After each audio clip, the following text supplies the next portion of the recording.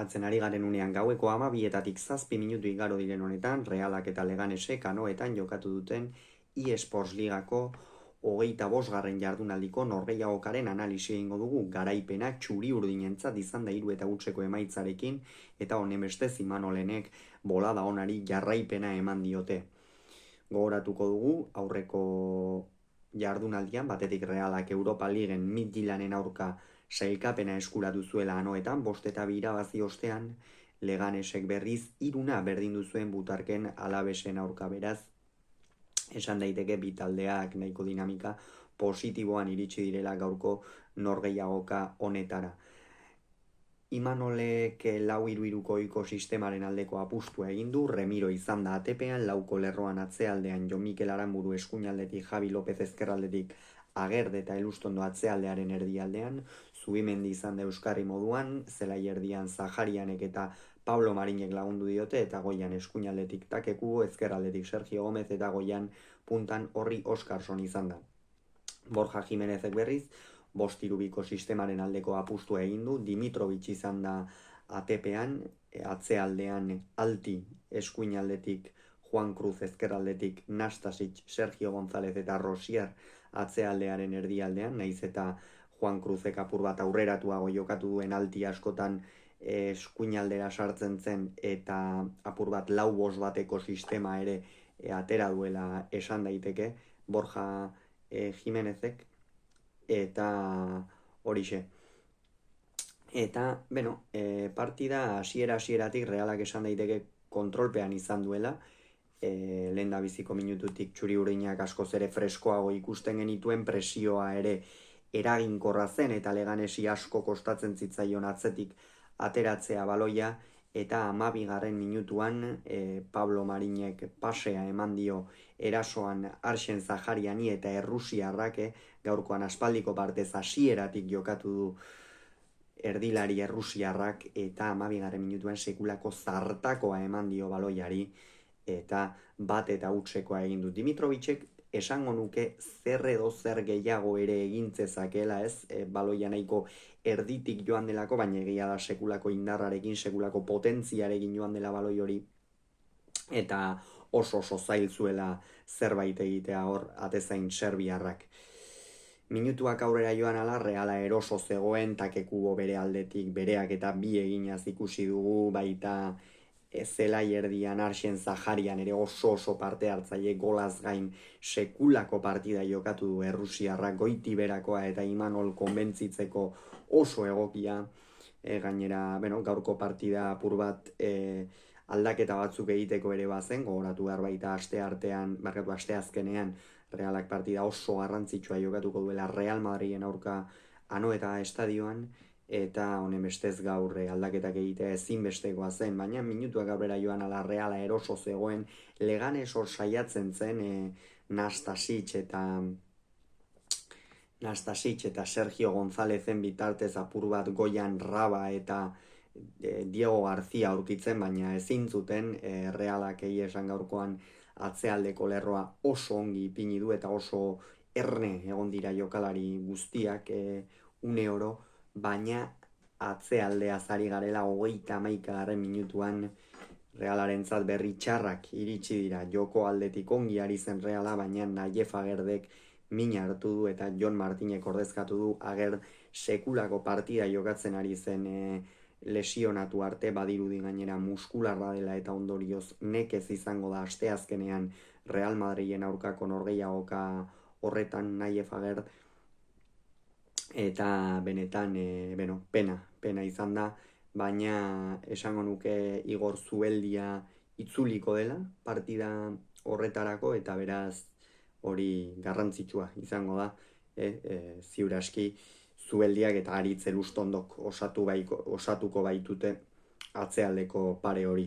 Eta Jon Martin atera denean, Jon Martinek ere partida oso ona jokatu du.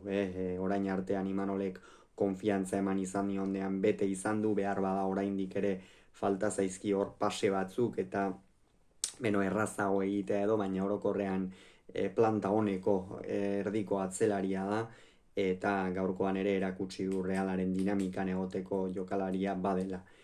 Eta minutuak aurrera joan ala Leganesek ez du bat ere estutu saiatu dira, baina Realak zuen une oro baloiaren jabetza. Esango nuke azkeneko partidetatik gaurkoa izan dela behar bada Realak kontrolpean gehien izan duena, eta hori garrantzitsua da Imanolen taldearentzat. Eta epailea ez dugu esan, Hernandez Maeso izan da, partida hasiera nahiko kontrolatua izan du, baina bere irizpideak nahiko arraroak iruditu zaizkit gaurkoan, askotan behar bada txartelak izan behar zuketen zenbait jokaldi ez ditu atera eta gero bai, baina kontu eragin nabarmenik ere ez du izan gaurkoan epaileak eta horixe. Eta lehen zatiaren amaieran bat eta utzekoa zen emaitza, baina Real askoz ere gehiago izaten ari zen, egia da. Naiz eta are askotan zapaldu duen Sergio Gomezen eta Takeku Oren bitartez eta baita Arsen Zaharianen bitartez ere orokorrean ez dituela aukera garbiak ere sortu, eta bigarren zatian Jonander Olasagasti atera du Arsen Zaharianen ordez. Esan dugu Errusiarrak gaurkoan aspaldiko partez titular moduan jokatu du, lehengoan ere Betisen aurka izan zituen minutuak, Midtjylanden aurka ez zuen jokatu, baina gaurkoan benetan bikain baliatu du bere aukera, erakutsi du euneko eunean dagoela, eta Imanolentzat denboraldia oraindik ere ilusioa badago, Realean zalantzari gabe, eta horren parte izan daitekeela erakutsi du gaurkoan Arsen Zaharianek. Eta Jonander Olasagasti, beste behin ere partida ona jokatu du, bigarren zatian hor Realari zelai erdien sekulako muskuloa jarri dio, oso fin aritu da partidan zehar, erasoan, atzealdean defenditzerako garaian, eta 58. minutuan Jon Mikel Aranburuk Takeku hori eman dio baloia. Takeku uste dut nastasitz zela, sekulako hankapetik pasadio baloia, apur bat zabaldu eginda kanpo aldera, eta haze gola egin duen Takeku, benetan ikusgarria izan da, lehen zati oso ona jokatu du Kubok, baina gola ikusgarria, Realak behar bada denboraldian zehar sartu duen onenetakoa, askotan esaten diogu Takeku hori jaurti egin behar duela, baina gaurkoan bere kalitatearekin haze nolako gola sartu duen Japoniarrak, benetan une oso onean eta une oso gozoan dago. Eta 53. minutuan jada 2-0arekin Diego García eta Juan Cruz kendu ditu Borja Jimenezek, esango nuke biek ala biek gaurkoan ez dutela bat ere agerpenik izan. Juan Cruz hor saiatzen zen, tarteka zuloa ikusten zuenean eta Jon Mikel Aranbururi izkin egiten, baina ez gaurkoan Realeko atzealdea oso finibilida, eta Diego Garziari zuzenean ez zaizkio baloiak iritsi. Dani Rabak askoz ere protagonismo handiagoa izan duela esan dezakegu, eta bai, gaurkoan Diego Garzia erabat mamu ikusi dugu. Eta Miguel de la Fuente eta Oscar Rodríguez atera dira. Miguel de la Fuente behar bada Leganesen jokalari eraginkorrena izan dela esan daiteke, bigarren zatian fresko atera da, gogoz, naiz eta bi eta usgaltzen egon taldea, hor izan ditu pare bat aukera, eta Oscar Rodríguez berriz oso frustratuta ikusi dugu, ez zela erdi horretan Reala oso nagusi zen, eta hor hasi da keinu itxusi batzuk, eta ostikada bat ere eman dio, Aranbururi erabat soberan zegoena, eta nahiko frustrazio handi xamarrarekin eta jokoan ezin sarturik ibili da Oscar Rodríguez. Minutuak aurrera joan ala, Realakare kontrolpeago zeukan partida, hor momentu batean partida apur bat ere berotu egin da, Takekubok eta Renato Tapiak hor izan dute, baina Hernandez Maesok normalean egin ohi den bezala eta irizpide ona hartuta kasu honetan biei txartela atera die, eta 76. minutuan Oskarsonek eta Takekubok utzi dute zelaia. Oskarsonek, gaurkoan etzaizkio hainbeste baloi iritsi, baina ia da are azkanpo eta lan handia egin duela Islandiarra gaurkoan, eta lehengoan Midtjylanden aurka ere azken minutuan bere gola sartu zuen, eta gaurkoan behar bada ez da beste partida batzuetan bezain beste agertu, baina bai oso finaritu da. Eta Takekubo, zer esan, sekulako gola egin du, baina horrez gain bera da, Realaren gidari nagusia, erasoan desberdintasuna markatzen dituen jokalaria, oso momentu honean dago, konfiantzaz dago, izkin egiten oso zaila da bera geratzea, behin area zapaltzen duenean sekulako arriskua sortzen du, eta gaurkoan beste partida handi bat egin dutakekuok. Eta Oiartzabal eta Barrenetxea atera dira, batetik Barrenetxeak esango nuke hor bere egaletik Altiren aurrean izan dituela, aukera batzuk barkatu Rosierren aurrean, eta Oiartzabal behar bada denboraldi honetan ikusi dugun parte hartzaileen ibili da. Oso ongi kapitaina gaurkoan atera da, areatik irten da ere, baloia eskatu du, baloiarekin gidatu du taldea, eta behar bada ez orain 5 bat urteko Mikel Oiartzabal, baina Mikel Oiartzabal parte hartzaile bat aspaldiko partez ikusi dugu, eta horrekin ere pozik izango da Imanol noski.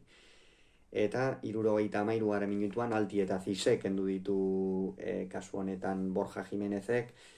Egia esan ez batak eta ez besteak ez dute euren eguna izan, Altik batetik oso gutxitan, Alti oso gutxitan igo da, gaurkoan Realak benetan ez dio utzi, eta Leganesek luze jokatu behar izan du, Zise ere zelai erdi horretan nahiko galduta bezala ikusi dugu, baina egia da Zisek gaurkoan gauza bat egin duela oso ongi, eta hori azpimarragarria iruditzen zain, normalean Renato Tapia hor Leganesen zelai erdian euskarri finkoa da, eta egia da Zisek eta Neiuk ere asko parte hartzen dutela hor, baina gaurkoan Zise ikusi dugu ez Renato Tapia apur bat Realekoek nahiko kontrolatuta edo zeukatela ikusi denean ez, Leganesek baloia atzetik atera ez ezan, hor Zise sartu da, eta lortu du tarteka, naiz eta eraginkortasunik gabe, apur bat Leganesek ere jokoa mugitzea, ezta?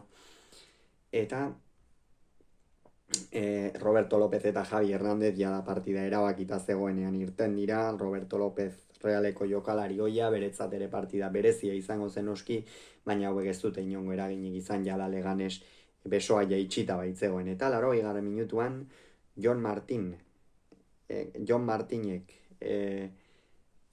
pasea egin dio Jonander Olasagastiri, eta Olasagastik ezkerrezia area ertzetik kornerraren aldaratzean sekulako kolpea eman dio baloiari, zutoinan jodu eta gola. Benetan gol ederra sartu du Olasagastik, gaurkoan ere falta zitzaiona Jonander Olasagastiri egin duen partida eta gero halako gol bat sartzea, benetan bikaina izan da gola, eta Realarentzat oso garrantzitsua 3 gol, azken 2 partidetan 8 gol sartu ditu guztira, 2 besterik jaso ez, eta hori Imanolek noski denboraldiaren zati honetan sinatuko zuken denboraldi hasieran.